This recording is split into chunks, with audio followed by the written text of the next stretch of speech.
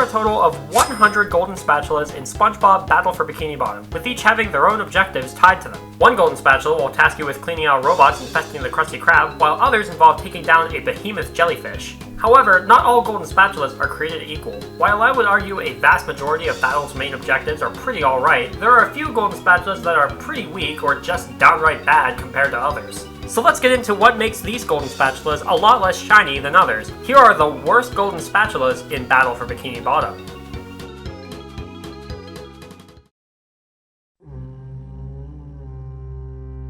Yeah, I think we all knew this was going to be here. One of the most infamous tasks in this game, but just what makes it so infamous? Well, it's a combination of things. The main gimmick of this task is that it revolves around switching between SpongeBob and Patrick over and over to complete objectives, specifically pressing buttons with stone tikis and the cruise bubble. The biggest issue here is that there is only one bus stop in this level that isn't somewhere easy to reach. Thus, every time you're finished using one of the two, you'll have to walk all the way back to the start to switch back, which is going to happen a lot. Take this section near the beginning of the level. After you open the first gate of SpongeBob, you'll need to trek back to the bus stop, switch to Patrick, head back to this pond area, press the stone tiki button with Patrick's throw, trek back to the bus stop, switch to SpongeBob, and make your way back to finally press this button to traverse deeper into the caves. It can get pretty tedious. It doesn't help that the bulk of the gameplay here involves transporting stone tikis from one place to the next, which slows down this task even more. Then, of course, there's the section at the top here. First of all, you're supposed to use a stone tiki to race these kelp stalks. Then, grab a second stone tiki, carry it all the way to the top of the structure, and bizarrely, throw it to the other side of this gap. Then, take a throw fruit and work back up to the top again to launch yourself to the other side of the gap to press the stone tiki button. The timing with the throw fruit here is extremely strict. You'll have to move perfectly in order to get to the teeter-totter in time. Though, you could use a stone tiki to do this challenge without a time limit, but remember that 2 of the 3 stone tikis are required for this challenge. So, if you want to use one for the teeter-totter, it is mandatory that you carry the 3rd out of the way stone tiki all the way to the big room at some point. It's kind of a lose-lose situation here. Lastly, this is Kelp Caves we're talking about. Kelp Forest is already an infamously super dark level, and Kelp Caves is a dark area in an already dark environment. Depending on what kind of TV you have, it can be really hard to navigate this place. Ultimately, the lack of a second bus stop and a focus on stone tiki-based gameplay makes this task a bit of a chore and not looked back on fondly. Perhaps the most unfortunate part is how Kelp Vines is locked behind finishing this objective. Yeah, a whopping 4 Golden Spatulas required doing this stupid teeter-totter, but it doesn't quite end there, does it? Kelp Caves also has a second objective, in which Barnacle Boy tasks you with reuniting him with all of his missing power crystals. Now, I genuinely don't think this side objective is all that bad. Really, most of the crystals are right in the way of the main path, so you'll be picking them up as you play anyway. However, it's these 2 crystals that cause a bit of an issue. These are special since they can only be accessed through separate stone tiki buttons, which is 2 additional trips carrying a stone tiki from place to place. It just makes an already long objective that much more time consuming. It's especially frustrating with this button in particular. Do you know how awkward it is to toss a tiki up these stairs? Yeesh. Alright, that concludes my Kelp Caves rant. Thank you for coming to my TED Talk, you goofy goobers.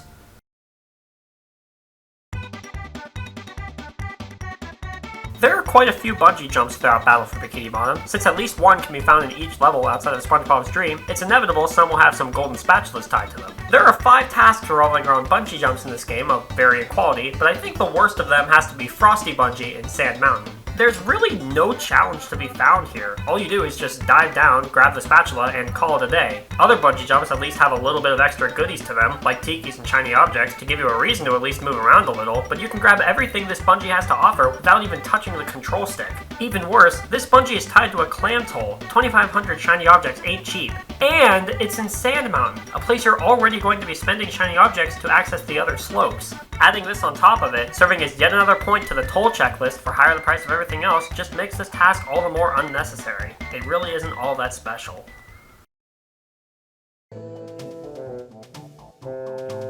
The Flying Dutchman's Graveyard is probably my favorite main level from this game, hands down. The spooky vibes of everything, along with some creative objectives, always get me excited to revisit it. But it isn't perfect, of course. Probably the worst part of the Dutchman's Graveyard are the 2 hidden spatulas in Graveyard Lake. Having to close this hatch to the waterfall is super cryptic, since there's no real indicator that's what you're supposed to do. Seriously, how is anyone supposed to figure this out? It's pretty unforgivable. Regardless, once you actually drain the lake, you'll be able to access 2 more Golden Spatulas, a Path Through the Goo and Goo Tanker Ahoy. I actually generally enjoy a Path Through the Goo. It essentially serves as a final test for the sponge ball, tasking you to navigate a narrow road as quickly as you can. Sadly, Goo Tanker Ahoy isn't as special. All it boils down to is just jumping down to this hidden shipwreck area and grabbing the spatula. There isn't anything to it, no real challenge involved, especially disappointing since this is one of the last areas of the game. Though, perhaps the task name can add to the difficulty. Since it's somewhat cryptic, it doesn't really help into actually locating the spatula. Combined with the unclear nature of draining the lake, this is a very hard spatula to actually locate. Overall, it's just kind of bleh. Maybe a sock would have worked better here?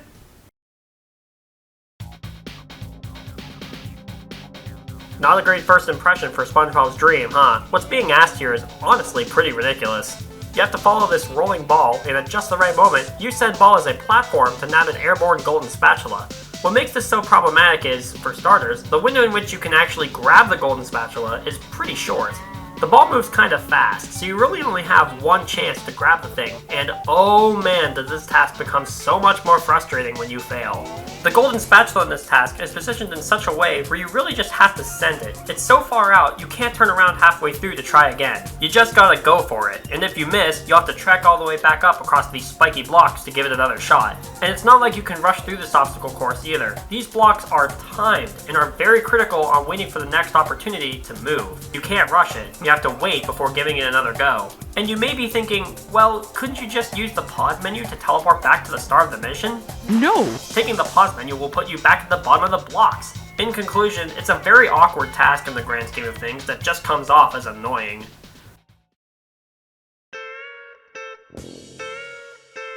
Alright, show of hands. For how many of you, this was one of the very last golden spatulas you obtained in a 100% playthrough?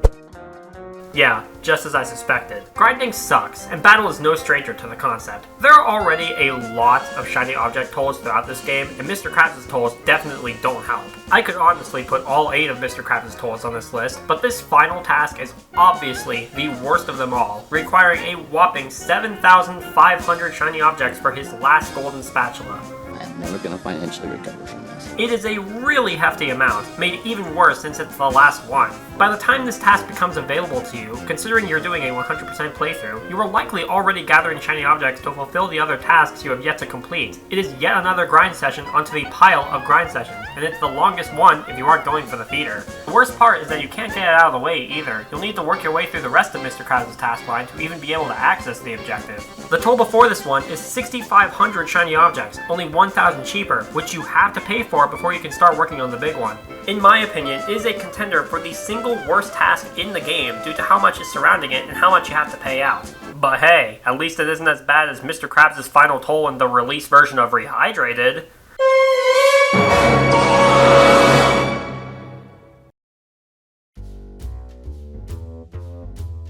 I think the only real problem with this task is just how unclear it is. The only clue you get for this golden spatula is that you need the cruise bubble, so it can be a real pain to actually figure out what you need it for. Once you actually come back with the cruise bubble, you're likely going to look around the level like,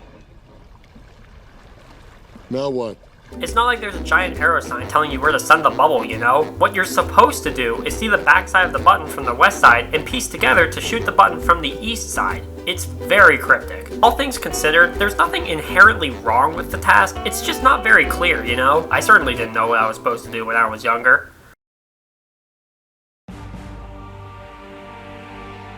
You know what's cool about all the wall jumps in this game? It's these symbols. They stick out and allow you to easily discern what is a wall jump and what isn't. You know what's not cool about a wall jump in the bucket? There aren't any of these symbols anywhere.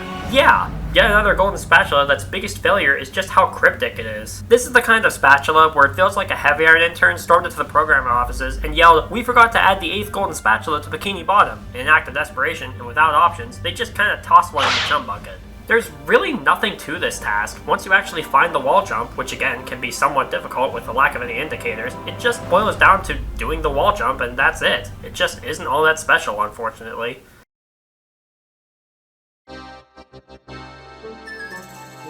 Battle for Bikini Bottom has bosses, and for the most part, they're kinda cool. But besides the final boss, they all have one major downside. They are slow.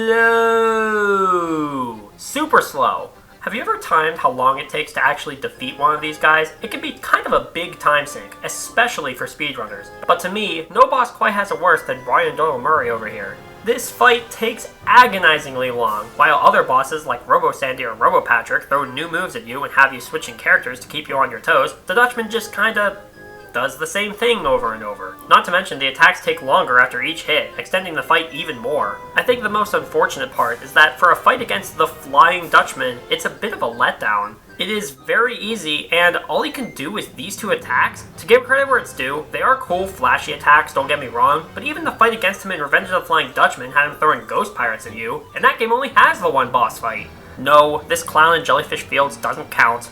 If you can defeat me, then you can have the ticket. Okay. Ah well, at the end of the day, it is at least a good cap-off to the Dutchman's Graveyard as a level, and at least we get some more Sandy gameplay out of it.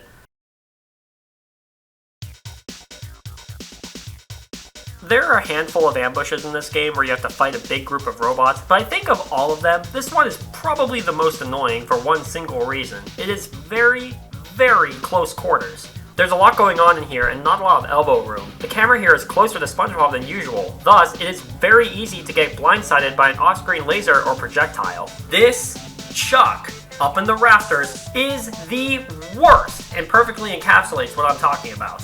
You will get off-screen sniped by it if you aren't paying close attention to your surroundings. On the plus side, there aren't too many robots in here, so the fight can end a little sooner than usual, but the robots that are here are some of the more annoying types, making this task annoying.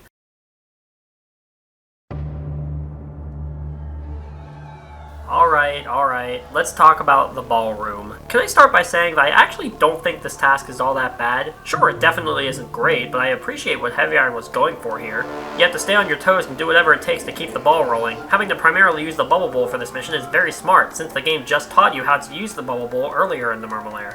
With its wind-up time, you have to really pay attention to when you have to start setting things in motion. I think it's neat. It's definitely a standout objective. There's really no other task like it, so its uniqueness does help in making it memorable. So what makes people look back on this task so negatively? Well, for starters, the actual ball is not very fast. When you found yourself failing this challenge over and over, having to wait around for the ball to gradually make its way down the track can be kind of infuriating.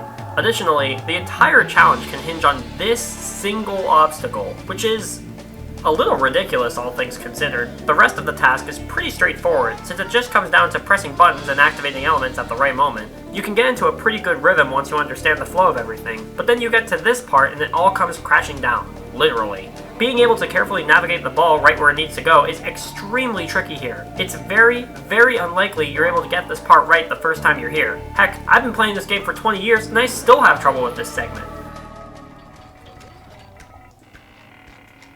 Come on, baby, no! It's one of the last obstacles too, so it takes a long while to get another attempt going. Most importantly, it's a pretty sharp difficulty spike for this point in the game. This single teeter-totter is a big ask for the player. I'd have expected to see something like this in the Flying Dutchman's Graveyard or SpongeBob's Dream given its difficulty, but instead, it's here, halfway through the game. I feel that's probably a big reason why the ballroom has become so infamous over the years. It has gained a reputation as the hard Golden Spatula, and I totally get why. It really ain't easy, and having to wait for the ball to slowly make its way to the end of the course can get really annoying. It's definitely not a great task, all things considered, and I do understand the reputation it has gained over the years. Do I think it's the worst task in the game, though?